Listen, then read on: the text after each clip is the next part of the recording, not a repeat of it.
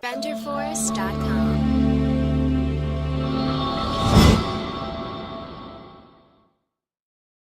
E aí galera, tudo bem com vocês?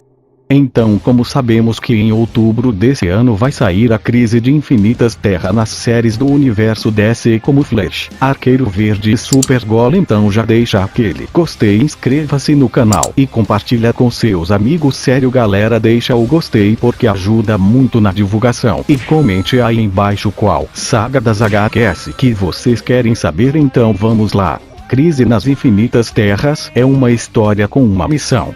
Além de ser a concretização de um sonho antigo de Marv Wolfman, um imenso crossover com todos os personagens da DC, de seus muitos universos e eras diferentes, também foi feita para colocar ordem na casa e celebrar os 50 anos da editora. Barry Allen, o Flash, criado em 1956, lia as histórias em quadrinhos do Flash dos anos 1940, Jay Garrick. Até então, era uma brincadeira narrativa, uma homenagem ao primeiro Flash, que aqui é chamado de Joel Ciclone, que havia deixado de ser publicado em 1951, mas inspirou a criação do segundo, um dos pilares da Era de Prata e do renascimento das HQs de super-heróis. Mas aí veio a história Flash de Dois Mundos, em 1961, na qual Barry Allen realmente conhece Jay Garrick, que fica sabendo, e os leitores também, que ele sempre esteve lá. Suas aventuras eram vividas em uma terra praticamente idêntica à nossa, mas em um universo paralelo, que vibrava diferente. Nascia aí o conceito de Terra 1 e Terra 2, que aqui já foram chamadas de Terra Ativa e Terra Paralela. A partir daí, heróis da DC cada vez passavam a contracenar com seus correspondentes da outra realidade, na verdade, suas versões anteriores da Era de Ouro, criadas nos anos 1930 e 1940. Passaram a existir também dois Superman, dois Batman, duas Mulheres Maravilha e assim por diante. Não demorou para que personagens de editoras adquiridas pela DC, que viviam seu próprio núcleo narrativo, recebessem a explicação de que habitavam em outras terras paralelas. O Capitão Marvel, por exemplo, egresso da Favset, pertencia à Terra S. O Besouro Azul, o Questão e o Capitão Átomo, da Charlton, foram locados na Terra 4. Com o passar dos anos, não é surpresa que a continuidade tenha se tornado uma bagunça. Os fãs mais caxias conseguiam acompanhar as diferenças entre o Superman da Terra 1 e o da Terra 2, estabelecido como original, aquele surgido lá em Action Comics 1, de junho de 1938. Mas não era fácil cair de paraquedas em uma trama na qual Robin era mais velho que o Batman, porque tratava-se do menino prodígio da Terra 2 com o morcego da Terra 1. E qualquer história alternativa, como o Superman se casando com a Lois Lane, era explicada como mais uma terra paralela.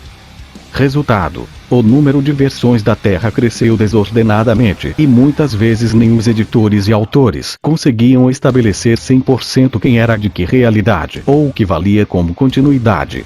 Então, imagine os leitores. Isso começou a mudar no começo dos anos 1980, quando Wolfman conseguiu colocar em marcha seu sonho da infância do gigantesco crossover com a parceria de George Pérez, com quem já fazia o período de maior sucesso dos Novos Titãs. Uma pesquisa de 18 meses foi feita para levantar fatos e personagens que cobrissem toda a história da DC. Nesse período, o roteirista e editor Peter Sanderson simplesmente leu todas as revistas publicadas pela editora de 1935 até então, fazendo suas anotações para ajudar na consistência do roteiro de Wolfman.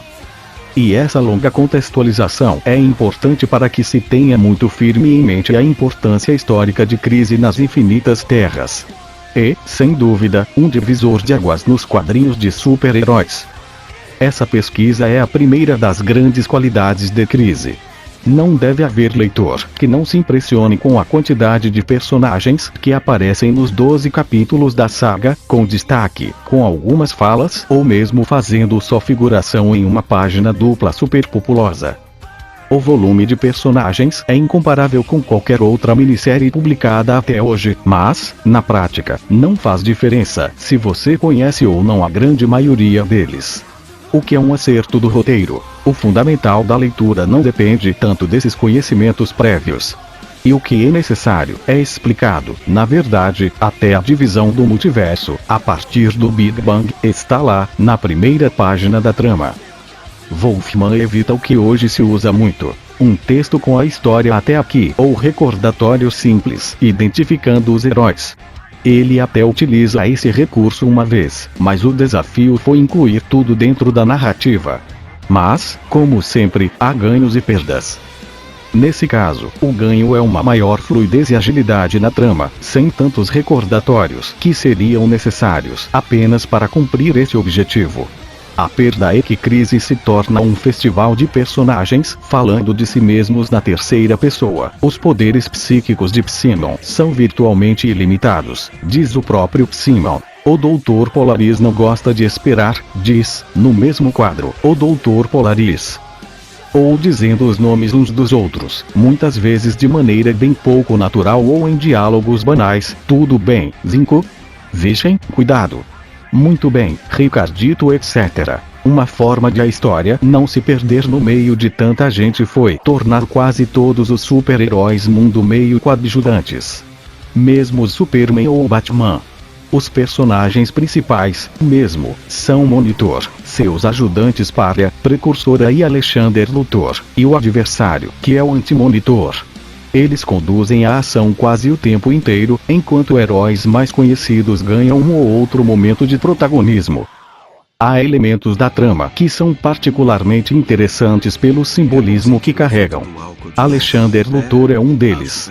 O filho do Lex Luthor da Terra 3, na qual ele é o único herói enfrentando a Sociedade do Crime da América, formada por contrapartes do mal da Liga da Justiça da Terra.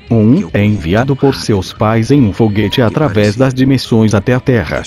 Enquanto seu universo natal estava sendo destruído. Como Jor-El e Lara fizeram com o Superman nos momentos finais de Krypton. Outro caso é o Flash. Figura seminal de Crise nas Infinitas Terras, seu destino na trama praticamente fecha o ciclo aberto por ele mesmo ao inaugurar o multiverso em Flash de Dois Mundos. O personagem, que na cronologia da época começava a trama vivendo no futuro, longe de seus colegas, acabou ganhando uma bela homenagem.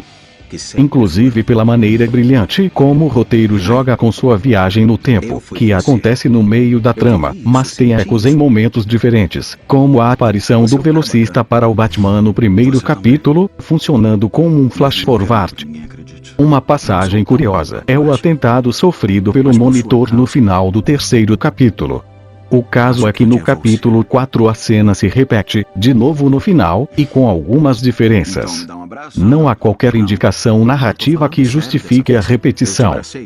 O gancho no fim do capítulo 3 parece ser um flash forward do que viria no seguinte, mas sem uma razão específica. Não era uma previsão de um personagem, e a repetição no próximo capítulo torna a anterior bastante gratuita. Tão curioso quanto é a mudança razoável na cena, também aparentemente sem motivo. O diálogo muda e o Pária, que não estava na primeira sequência, aparece na segunda.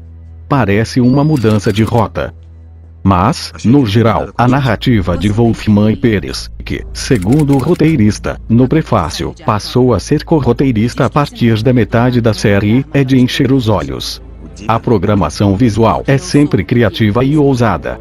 E muitas vezes também ganham um simbolismo, como nas primeiras aparições do Anti-Monitor, nas quais apenas se ouve o personagem ou ele aparece em silhueta, em quadros muito estreitos.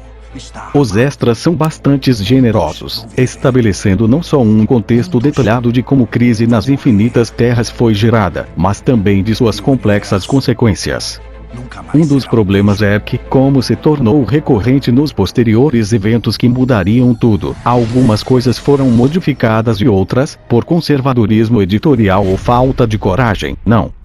A ideia original de Wolfman era que nenhum dos personagens lembrasse do que aconteceu em Crise. Mas os rumos mudaram durante a história e, já no fim, alguns se recordam e outros não. O reset posterior de alguns personagens, o Superman de John Byrne, o Batman de Frank Miller e David Mazzucchelli etc., apontava para isso.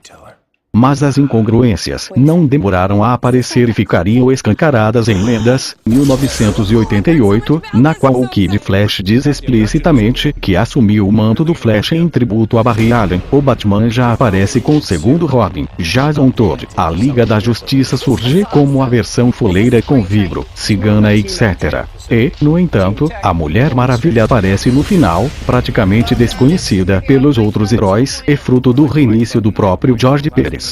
Ou seja, ela não era fundadora da Liga. Outros problemas de que os extras tratam diz respeito ao destino da Legião dos Super-Heróis. Crise eliminou a Supergirl, talvez o momento mais dramático da série, o Superman da Terra 2, em uma despedida poética, e o reboot de John Byrne eliminou Superboy, a versão adolescente do Kryptoniano da Terra 1. O caso é que Superboy e Supergirl tinham uma estreita ligação com a Legião, cujas histórias se passam no futuro. O sumiço desses personagens causou um nó nesse futuro, e os extras desta edição definitiva mostram as tentativas de explicar essa situação. O material traz ainda a relação dos personagens por capítulo, das Infinitas Terras e as edições que fizeram crossovers com a minissérie principal. Há alguns erros de revisão no volume. As terras estão se tornando mais visíveis. Página 137, antimatéria em vez de matéria 236. O problema se repete nos extras, como um tenebroso licença. Também vale dizer que esses extras estão em corpo de letra muito pequeno, dificultando a leitura do grande volume de informações. Uma relação maior desses erros, assim como uma contextualização mais aprofundada e consequências editoriais detalhadas da crise, são discutidas no podcast Confins do Universo, no episódio dedicado a esta edição definitiva. Esta é a quinta publicação da história no Brasil. Primeiro, ela saiu espalhada pelas revistas DC na Abril, em 1987. Depois, a mesma editora a republicou em 3 edições, em 1989 e em 1996, todas em formatinho. A Panini relançou pela primeira vez em formato americano, com nova tradução, em 2003.